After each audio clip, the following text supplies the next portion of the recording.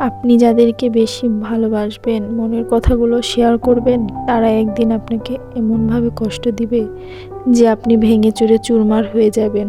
আসলে কাছের বলতে আর আপন বলতে কেউই হয় না। হ্যালো এভরিওয়ান, আসসালামু আলাইকুম। আসিফ ফারজানা ব্লগসের আপনাদের সকলকে আরও একবার স্বাগতম। দেশ ও দেশের বাইরে যে যেখান থেকে আমার এই ভিডিওটি দেখছেন, সকলকে জানাই অনেক অনেক ভালোবাসা। আর আল্লাহর রহমতে আমি অনেক ভালো আছি, আলহামদুলিল্লাহ।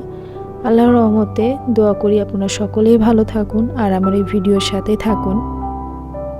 আর মেয়েদের কোনো বাসা হয় না, তাই না? শ্বশুর বাড়ি না হলে বাপের বাড়ি, কখনো মেয়েদেরকে বলা হয় না যে নিজের বাড়ি। যখন বাবার বাসা থেকে শ্বশুর বাসায় আসি তখন বলে আজকে শ্বশুর বাসায় চলে যাবে। যখন শ্বশুর বাসা থেকে বাবার বাসায় যায় তখন বলে আজকে বাবার বাসায় যাবে।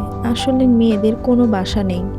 হ্যাঁ আছে, হয়তো বা মৃত্যুর পরে জায়গাটায় মেয়েদের বাসা। পৃথিবী কি অদ্ভুত, তাই না? অদ্ভুতভাবে ওপরওয়ালা সব কিছু আপনার জন্য লিখে রেখেছে। সকালে ঘুম থেকে ওঠার পরে সারাটা দিন কিভাবে আপনার কাটবে এটাও কিন্তু ওপরওয়ালা লিখে রাখে। যাক, সব কিছু মিলিয়ে আলহামদুলিল্লাহ, কোনো কিছু নিয়ে আফসোস করি না। যতটুকু পেয়েছি আলহামদুলিল্লাহ। আমি বরাবরই ভিডিওতে একটা কথা বলি, আমি অর্থবিত্ত না পাই, আমি আলহামদুলিল্লাহ শান্তিতে আছি, সুখে আছি। আর এভাবেই যেন সারাটা জীবন কাটিয়ে দিতে পারি, এটাই আমার উপরওয়ালার কাছে দেওয়া। হ্যাঁ, পৃথিবীতে চলার পথে টাকা পয়সার অনেক বেশি প্রয়োজন আছে, কিন্তু সাথে কিন্তু আমাদের শান্তিটাও প্রয়োজন। আমি এমনও দেখেছি যে অর্থবিত্ত অনেক, কিন্তু ঘরে কোনো শান্তি নেই। আবার এমনও দেখেছি দিন আনে দিন খায় কিন্তু সুখে শান্তিতে আছে, দেখেই ভালো লাগে। হ্যাঁ, যাদের অনেক বেশি টাকা পয়সা তারা কিন্তু কখনো আপনার মূল্যটা বুঝবেই না, মানে আপনি যে শান্তিতে আছেন এই মূল্যটা বুঝবে না।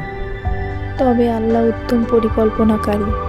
মাঝে মধ্যে মনে হয় জীবনে কোথাও না কোথাও ভালো একটা কাজ করেছি দেখে এত ভালো একটা শ্বশুর বাসা পেয়েছি। আসলে প্রতিটা মানুষ কিন্তু সব কিছু একসাথে পায় না।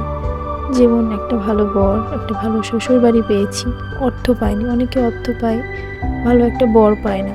যাক আলহামদুলিল্লাহ, আমার বর অনেক সাপোর্টিভ, সাথে আমাকে অনেক হেল্প করে, অনেক সাহায্য করে, অনেক কিছু বুঝিয়ে দেয়।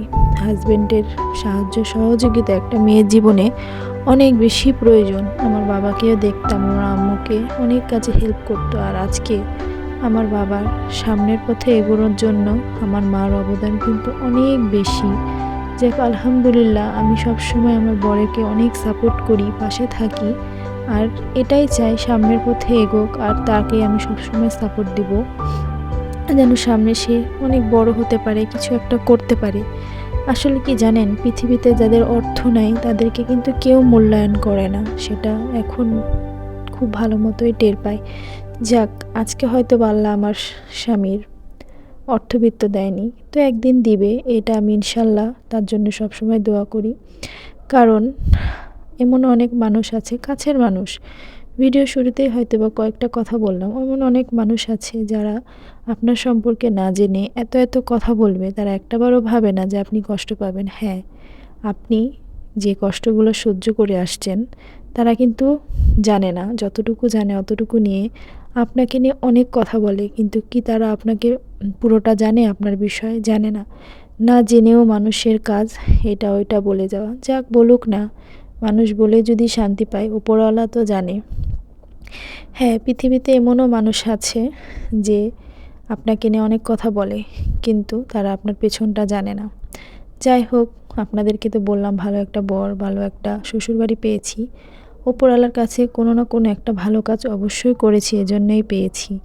একটা সময় যাদের কাছে মূল্যায়ন পাইনি, সুখ না বলে, দেখতে সুন্দর না বলে, কখনো তারা মূল্যায়ন করেনি, কিন্তু ঠিকই কোনো না কোনো একটা পরিবারে ঠিকই এসেছি যারা অনেক মূল্যায়ন করে, ভালোবাসে এবং মাথার তাজ করে রাখে। আলহামদুলিল্লাহ, যারা সুখ না বলে প্রত্যাখ্যান করেছিল, ঠিক অন্য একটা বাসায় এই শুকনাটাকেই পছন্দ করে নিয়েছে, এই গায়ের রঙটাকেই সারাক্ষণ সুনাম করে। যাক আলহামদুলিল্লাহ, হয়তোবা প্রতিটা জিনিসই ওপরওয়ালার পরিকল্পনা। আজকে অনেক কথা বললাম, আর ভিডিও রিলেটেড কোনো কথাই বলিনি। কালকে বাবার বাসা থেকে আজকে শ্বশুর বাসায় চলে আসছি, আর প্রতিদিনের যা কাজকর্ম আগের ভিডিওতে ওইগুলাই দেখাই, এগুলাই। আর এই যে জায়নামাজটা আমি দেখালাম, ওইটা হলো আমার বাসায় যে বড় আম্মুর ফুপি কাজ করে তাদের জন্য আব্বুকে বলেছিলাম উমরা থেকে নিয়ে আসছে। এই যে জায়নামাজটা তাদের জন্য নিয়ে আসা। আর সন্ধ্যায় আমি কাজবাজ কাপড় চোপড় গুছিয়ে নিই, ঘর ঝাড়ু দিয়ে নিই। এগুলো মাঝে মধ্যে আমিও করি, আমার শাশুড়ি আম্মুও করে। আর আজকে বাসায় টুকটাক রান্না। আর আমি আসছি, আমার দেবর আমাকে দেখতে চলে আসছে। আমার কাছে সবসময় মনে হয় আমার ভালোবাসাটা বেশি প্রয়োজন। কারণ কিছু মানুষ জাস্ট আপনাকে অর্থ দেখে ভালোবাসবে, কিছু মানুষ মন থেকে ভালোবাসবে। আর আমার সবসময় মন থেকে ভালোবাসাটা পেতে খুব মন চায়। আর কেউ যদি আমাকে ভালোবাসে, মন থেকে ভালোবাসলে আমি অনেক খুশি হব। ভিডিওর কোনো অংশে ভালো লেগে গেলে অবশ্যই লাইক, কমেন্ট, সাবস্ক্রাইব করবেন। আর প্লিজ প্লিজ লাইক করবেন। ভিডিওর কোনো অংশে খারাপ লাগলে স্কিপ করতে বলবো না, তবে কমেন্ট করে জানাবেন আমাকে কি সংশোধন করতে হবে। আসসালামু আলাইকুম, আল্লাহ হাফেজ।